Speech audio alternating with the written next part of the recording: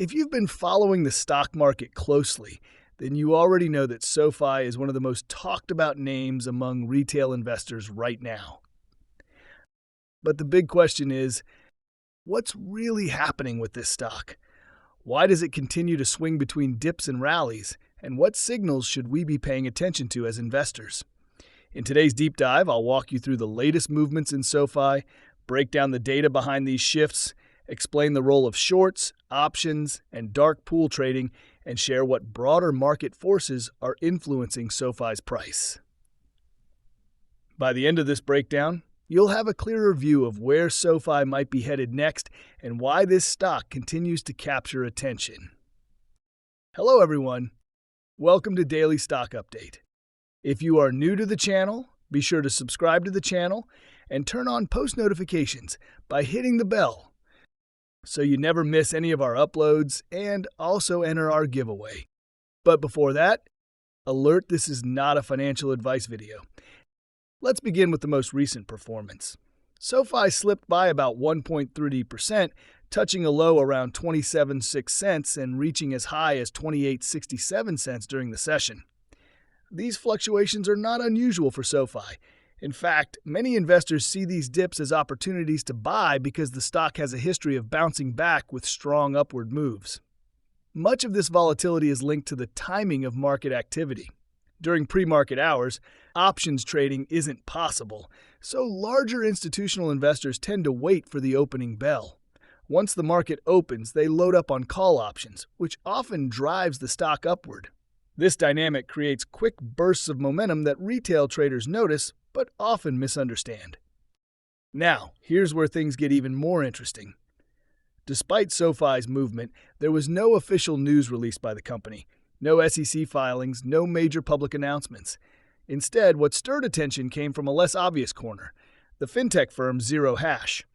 This company just completed a Series D2 funding round, raising about $104 million, with major players like Interactive Brokers, Morgan Stanley, Apollo, and yes, SoFi taking part. SoFi didn't announce this deal directly, but they did highlight it on social media, and even their CEO, Anthony Noto, reshared it. This tells us that SoFi is still actively building partnerships and expanding its exposure to digital assets, just not through flashy press releases. For those unfamiliar, Zero Hash is essentially the backbone that enables traditional financial institutions and fintech platforms to integrate cryptocurrency services. And this isn't the first crypto-related move by SoFi. In the past, they've partnered with Lightspark for blockchain-powered payments and even tapped blockchain.com as a digital asset partner. While details around these collaborations haven't been widely updated, the pattern is clear.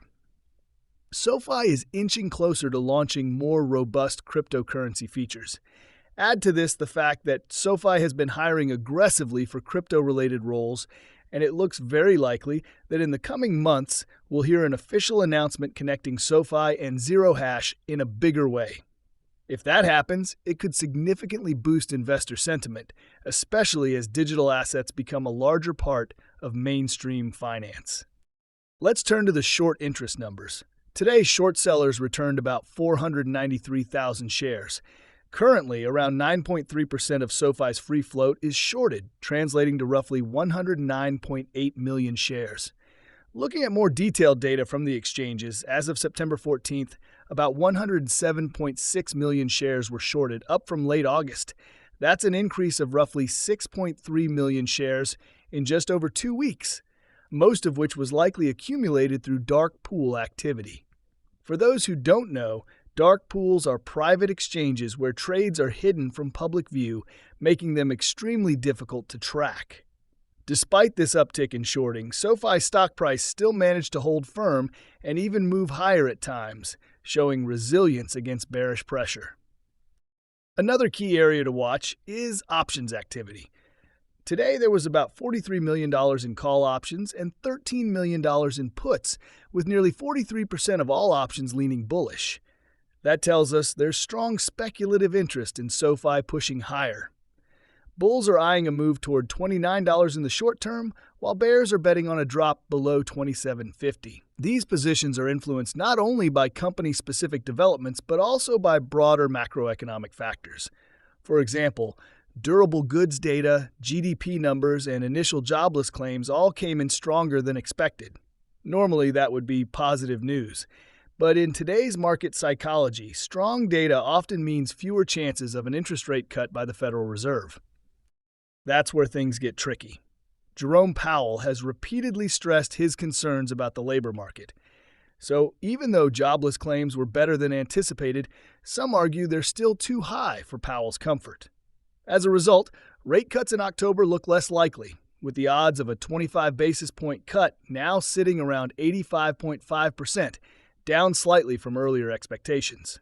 This kind of uncertainty spreads fear across the broader market, and algorithmic trading systems tend to magnify that fear, triggering stop-loss orders and contributing to sharp dips. Speaking of algos, today's trading activity clearly showed their presence. Large transactions, some exceeding $50 million, went through the dark pool. One in particular, a $53.6 million block at around 28.12, stood out. While it's nearly impossible to know whether it was a buy or a sell, the stock's stability before and after suggests it could have been a large buy order. Either way, when such amounts move behind the scenes, it signals that institutional players are actively positioning themselves in SoFi, regardless of the noise in the retail space. From a technical perspective, SoFi closed around $28.12, placing it between resistance levels. The immediate support sits near $27.96, with a deeper support level at $26.54. On the upside, if momentum carries forward, the next target to watch is around $30.25. Interestingly, SoFi closed just below its 10-day moving average, which could indicate a potential reversal pattern. The last time this setup appeared, SoFi gained momentum shortly afterward, so it's something worth monitoring as we head into the next trading sessions. Looking ahead, tomorrow's Personal Consumption Expenditures (PCE) report is going to be critical.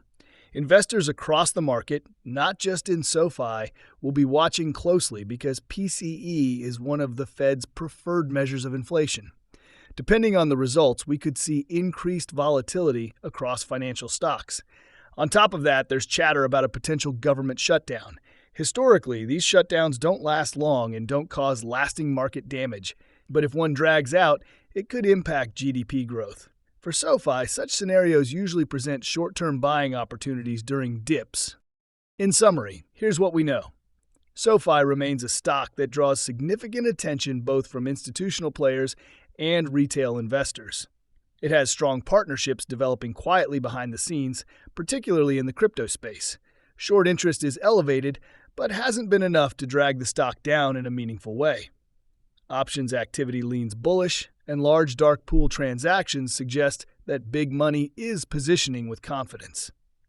On the technical side, SoFi is holding key support levels and may be preparing for another push higher if the right conditions align. The broader market and macroeconomic data will continue to influence its path, but SoFi's resilience shows why so many see it as a buy-the-dip opportunity rather than a stock to avoid. Friends, that's all we have for you today. What is your opinion about today's video?